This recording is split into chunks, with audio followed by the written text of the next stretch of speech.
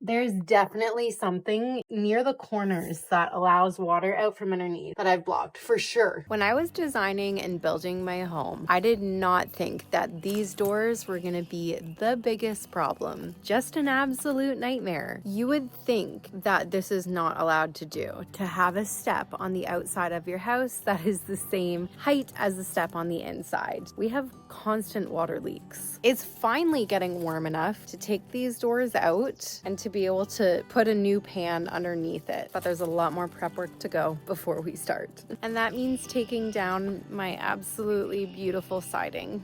I'm so sad.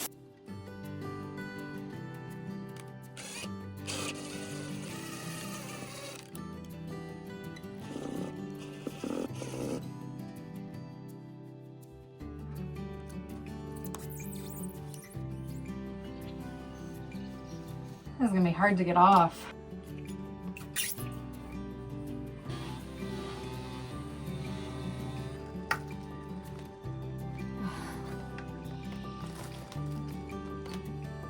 It's getting stuck here because I couldn't get this screw out. I've heard putting a piece of electrical tape over the stripped spot works. Nope, that's a lie.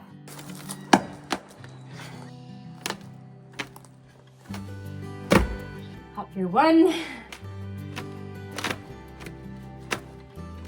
There we go.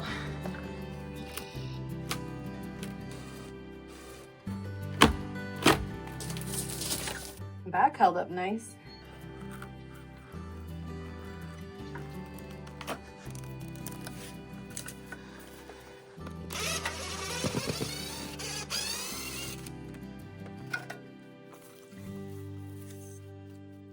I really don't think water is getting through here. I think there's some sort of weeping thing underneath the door and then the water just drains into the house. I don't know. Honestly, I don't know though. Like there's got to be something to this because it's sloped this way. It's sloped away from the door. So there's something in here that's providing it resistance from being able to come out this way and it's going into the house. What's so upsetting is this did take me a long time to do. It took a lot of care. I was really meticulous about it and all of it has to come down. I really thought it was waterproof. I thought it was gonna be fine, but it failed so quick. I'm just gonna cut some of this out and see what we're dealing with here.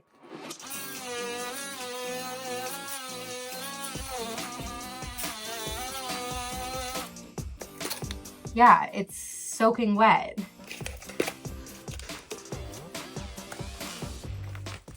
Yep, soaked.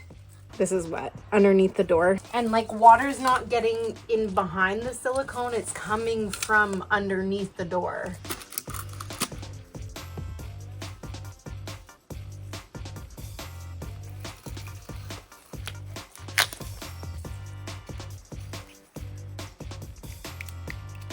There's definitely something near the corners that allows water out from underneath that I've blocked for sure.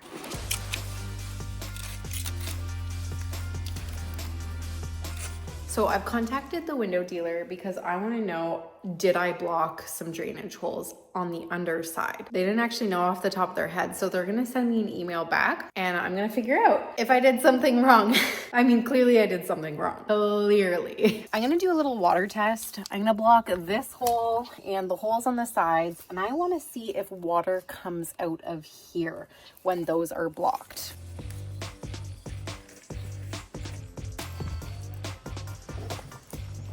My little taping things off didn't work. Nothing comes out. Like that is bone dry in there. Nothing. Absolutely nothing is in there. Okay, and the reason why I know it's coming from the bottom of these sliding doors is because in the winter, when it hadn't been snowing, there was snow sitting on these ledges. And then when the sun would hit it and it would melt, or it'd be a warm day and it would melt, the water would get underneath. It's not coming from like the triangle windows above. It's not coming from the flashing above. It's coming from below. And what did I tell you? That little bit of water is already coming through on the corners. Like I said, it is absolutely not coming from above. It's coming from below. Something is blocked or the door is broken. Did I find it? Was it blocked here?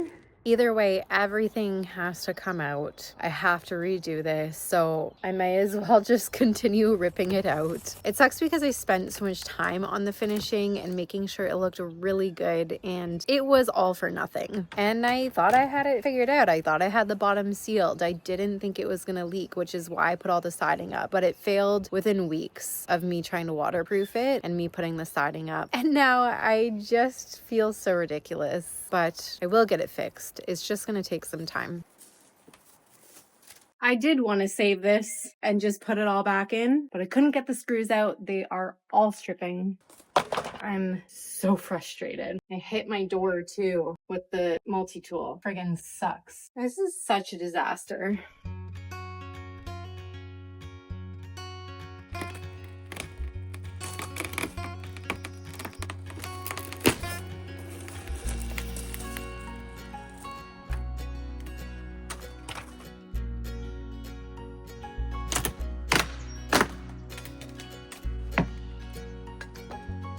I'm sorry, I ran out of storage mid-shot, but it was holding on, and it was holding on by a thread, but I finally got it off in one piece. So sad seeing this taken down.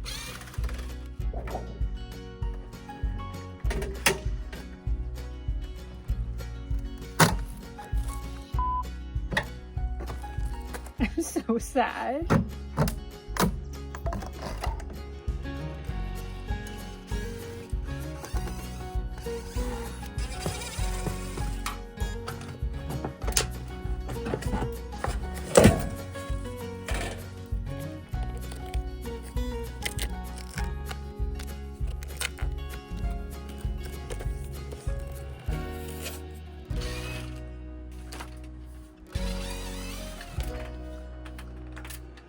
Until I can get a second set of hands to remove the doors, demolition is done. I'm sad, but I'll get over it. All right, it's the weekend now. We're gonna try our best to remove these doors. There's a lot of sticky stuff everywhere holding these doors into place because I thought that it would keep it waterproof, and clearly it has not. It's all siliconed into place on the outside.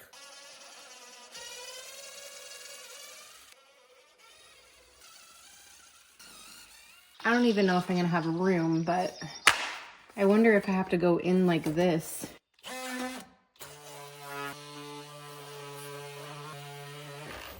Once you get some of the silicone broken off, the crowbar works really nicely.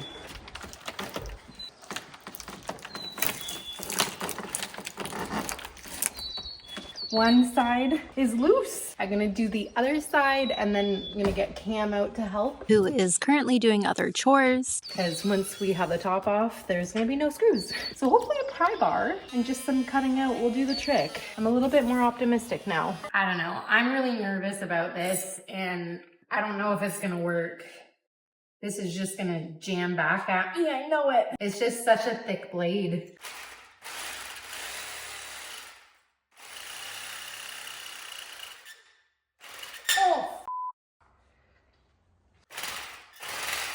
That's not gonna work. Oh, okay. Ow. Wow. That really hurt. My head and my arm. Even pulling it out hurt.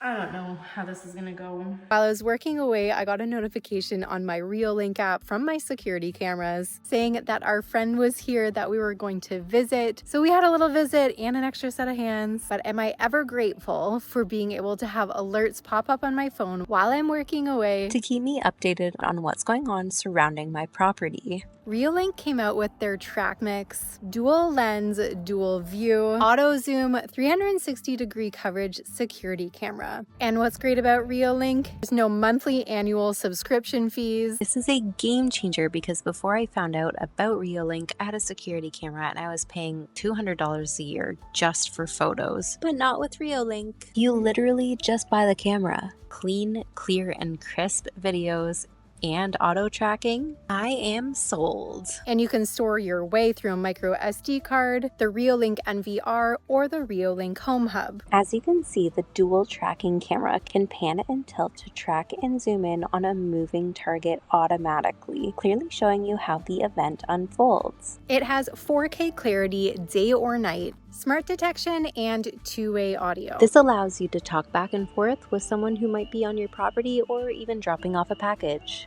Hello, raccoon. I love that when I'm home or when I'm away, I can use the Reolink app to monitor and secure my property. The Track Mix also has a solar panel option. This is great because you barely have to charge it unless you run out of sunlight all winter. But luckily it's spring, which is a great time to set up your new security camera. Head to the link in my description with Reolink's dual lens Track Mix camera, available in PoE, Wi-Fi, battery, and more. And thank you so much to Reolink for sponsoring me this week. It's also just a great feeling to have extra security when you're taking your doors out of your freshly built home. Yesterday it ran away from us. We couldn't easily get the doors out and were rushing and didn't have enough time to do it. So I just decided, let's put them back up and try again. So it's just Cam and myself right now, and we're gonna do a take 2.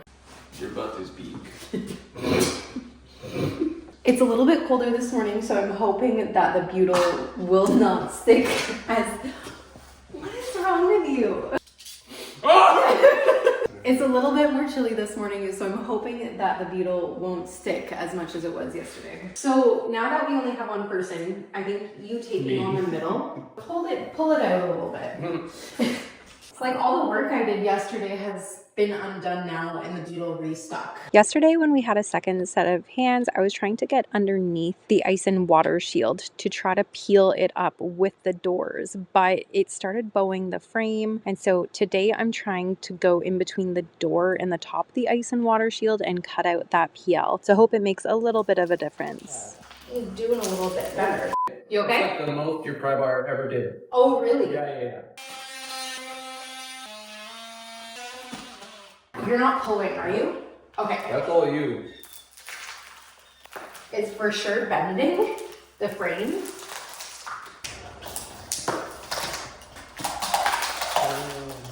You okay?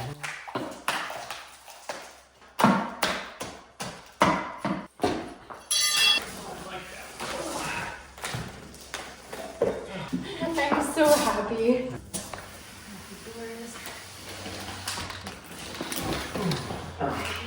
I just don't know how I'm gonna get my body under it. Oh my god, what are you doing? Trying to get under. Sorry. I was so worried you were gonna lose your shit. I was fine.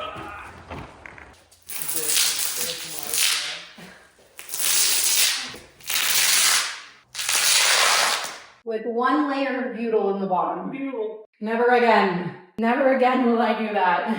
You live and you learn. This is truly so sad. I hate going back in time. You're doing a concert for me. Oh, was I?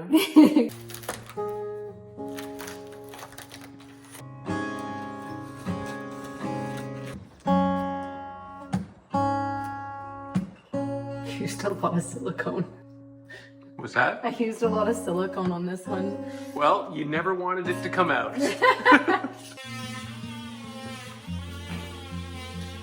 Got her. Oh yeah. I'm so worried. Okay, don't pull too hard. I'm barely pulling at all. Oh, really? Yeah. Whoa, you okay? That was terrifying. Whoa. Did you almost drop it? No, I think it almost pushed me. Oh, I see. Well, Yeah. you'll live to see another day. It's funny because no one got her.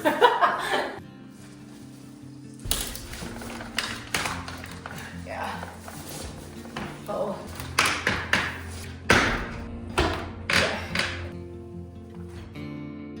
Okay, hold on. Yeah. I want to get my leg underneath. I'm getting my leg under. Ah! Okay, let it sit on me for a sec. Don't worry, I'll just keep holding it. If that's okay with you. It's official. The doors are gone for now. Let the demolition continue, because this isn't the only step.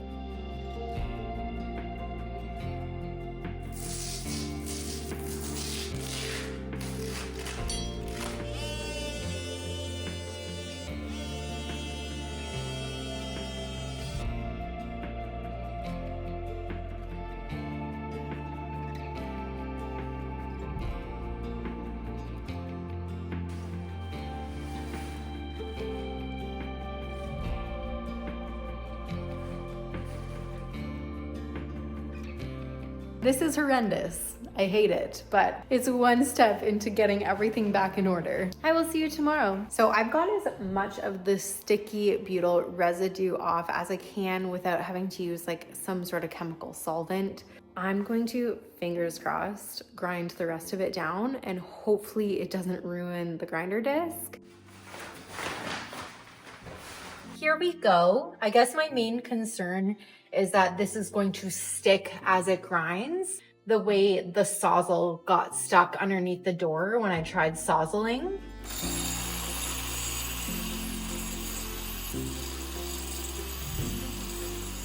It's kind of just sticking to the grinder, so we'll see. I'm gonna keep trying.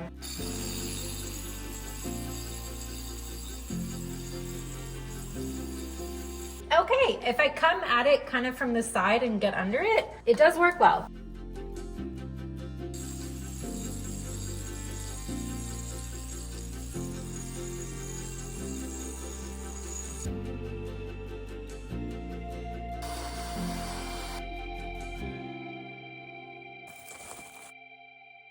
Okay, a win. The ice and water shield is removed to be never placed underneath the door ever again. Now to explain my theory of how the leak was happening. This step is sloped properly so that water flows away. See this right here?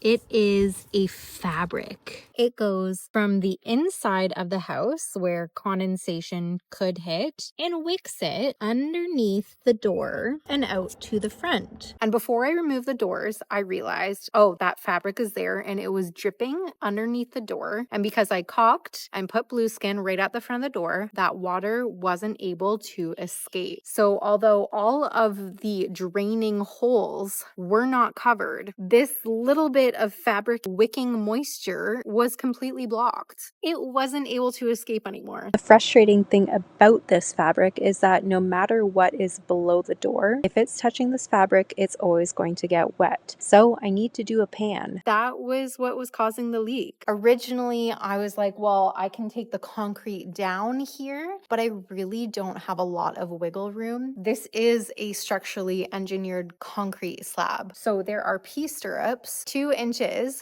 below the concrete, and I really can't grind much into that. Like I can probably take off the blue skin, maybe grind down a few high spots that I'm noticing on this step area. So the only other way I can do this is to build this up. And I also don't have a lot of wiggle room with the header. There is a high spot over here. It's 1/4 of an inch higher than this side. So I can bring that down. Right now with where my doors will be placed, I have a 3/4 of an inch gap above the door. That's not enough space and I can't cut into the header. You can only notch out a certain portion of a non-structural header. But I want to create a big enough lip here that water doesn't come up and into the house. I'm going to have to split the difference in many different spots here. I'm going to take off all of this blue skin. I am going to reapply it. This whole step still needs to be waterproofed because concrete is constantly wicking up moisture. And although the code doesn't say it needs to be protected, I believe it needs to be protected and kind of create one big pan that goes behind the strapping here and up and over some form of ledge. That will ensure that this step is fully waterproofed. And then another precaution on top of that is to do flashing. I wasn't able to do flashing before because, well, how am I supposed to flash this entire step? It would have to come up the back of the sliding door and flash all the way down and working around all these different notches. It's just not doable. I think this is the best bet here, but it's going to take a lot of work and demolition to get it done. So just like the ice and water shield, I'm going to be peeling away at this probably for hours, using my multi-tool and a larger blade and trying to get back down to the basics, back down to the concrete.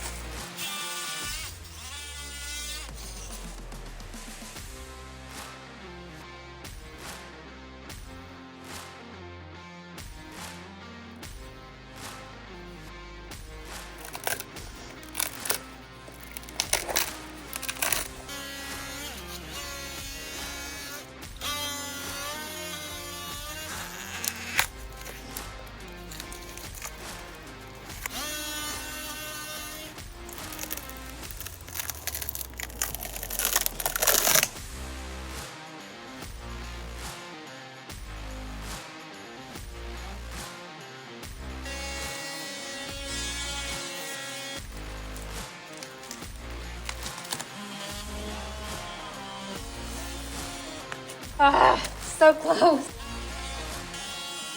All right, it's not too bad. It's about 1/4 to 1/3 of it covered in the butyl still, and the rest came up decently. But it did take me an hour and a half. Now to see if this butyl will grind out. It is a little bit thicker than the ice and water shield, but I think if I go at it with the same technique of kind of coming in at the side, and so the grinder isn't sitting on top of the butyl, it's kind of chipping out the side of it, I think that'll help.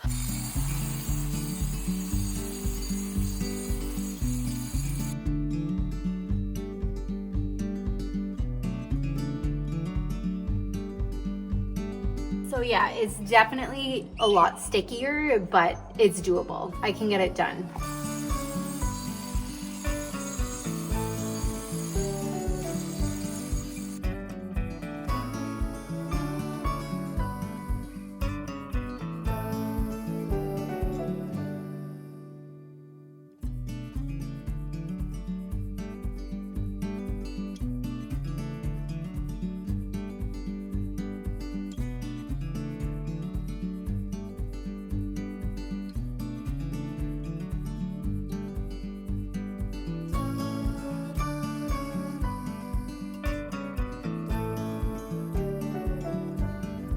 I think it's pretty well done. Oh, it's always had a slope away. Always had that. It's just trying to get it a tiny bit lower. And of course, get the blue skin off. So I spent half of the day looking up what was going to be the best product to go underneath the sliding doors. The options narrowed down so quickly as I typed in it needs to be able to handle being a 1/2 inch. It has to be exterior rated. It has to be able to handle the freezing and thawing that happens in Canada. And at first I thought self-leveler was going to be okay, but they're typically just rated for interior use. So no bueno. I found 3 products that would work for my situation.